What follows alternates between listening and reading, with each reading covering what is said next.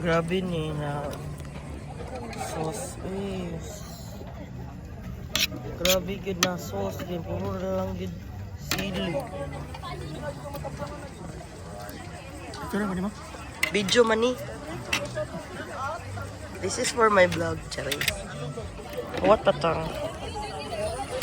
Ang sa ganin ni diri chicks boy. Chicken and barbecue. Six boy yan. Six boy. Unsa? So, mo niyang view diri.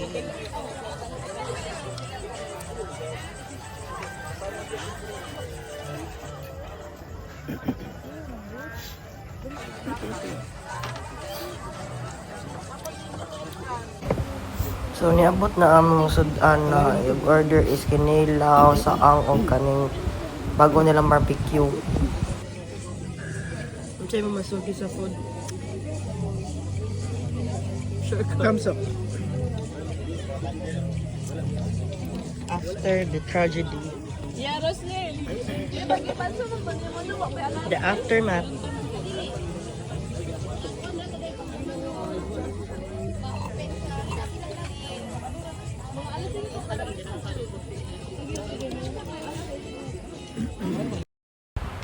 Nga paguman sa Chicks Boy guys, dito kami nag-dinner no, so ni balin mi diri sa Tops nga na entrance diri sa Tops na 100 pesos.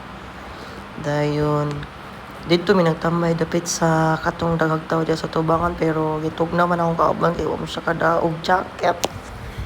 Nga na-inquire pa kunuhay mo dito sa katong souvenir shop sa Tops na kanay na sila yung jacket baligya.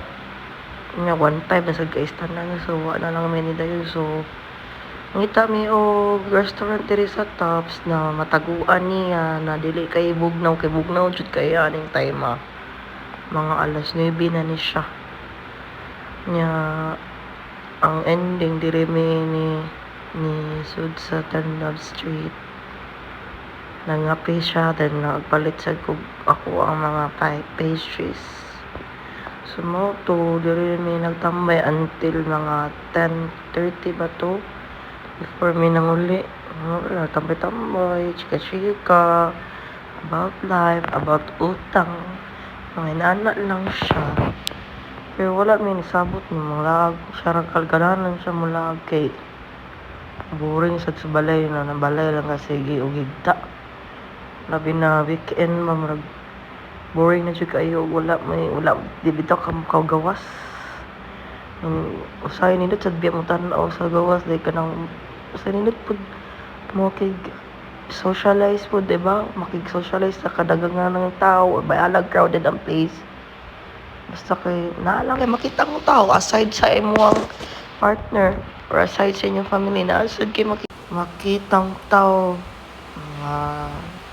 kuan ra gud mga turista ra sa gud pud malingaw ra mas kag tanaw-tanaw sa palibot no to chika-chika lang ni balik-balik madugay maboring biya sad mo no sira mo tanaw sa mga palibot pag umana nang uli na sa dayon mi din nang hapit-hapit pod mig mga massage ana na time pero nag-close naman kay almost 11 na siya minaabot niya traffic man pa dong uli.